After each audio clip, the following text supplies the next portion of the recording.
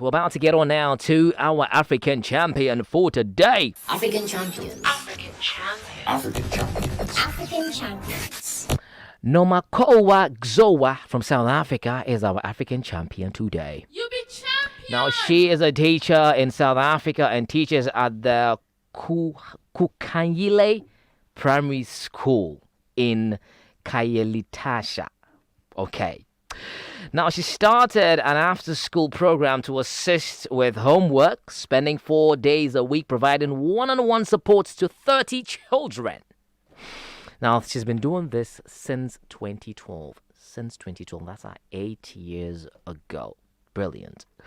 And since then, the numbers have actually doubled. So if she started with 30, now we have 60, and we pray that it doubles. And yeah, God blesses her for that matter. Now, one of the main reasons why she started this is that actually, from a recent report, Progress in International Reading Literacy study showed that about 78% of South African children in grade 4 are illiterate. Now, this inability to read has knock-on effects for child's chances of progressing in other subjects. Because obviously, if you cannot read, how would you understand the question in the first place? Let's take English aside. Yeah, you need to read English and everything. You need to learn how to read with the help of the English subject, right? But then again, other subjects such as history, social studies, you need to read to understand. So if you do not know how to read, it doesn't matter how mathematically good you are. Not to say that math is not is the big ish, but you need to read to understand. So she studied that and realized that the children are having problems in other subjects because they're finding it very difficult to read. So she took it upon herself to assist these children. Now, also, many parents in the township are illiterate and battle to keep their children, to keep up with the children's schoolwork and all of that. So she took it upon herself to help these kids, yeah?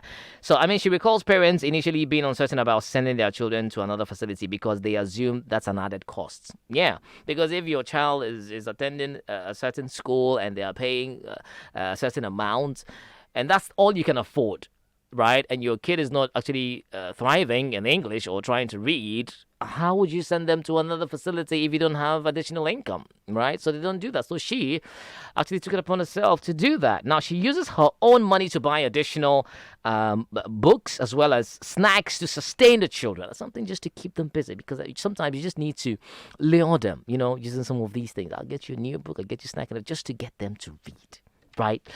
So, the teacher feels it's a sacrifice worth making. It doesn't take much to make a difference, according to her. And that's a brilliant thing.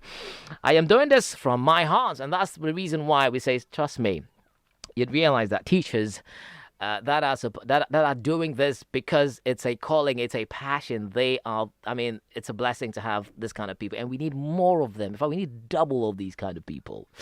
Now, the children also participate in games and dancing, which keep them occupied and off the streets.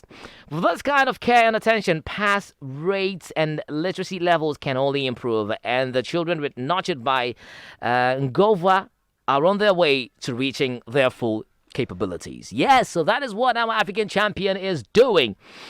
She is supporting her community, to reduce the rates of illiteracy. Not that they're not attending school, they are, but they have a particular problem, and she's trying to solve that by herself. And great! Very happy about it. You are an African champion. Log on to AfricaGlobalRadio.com for more.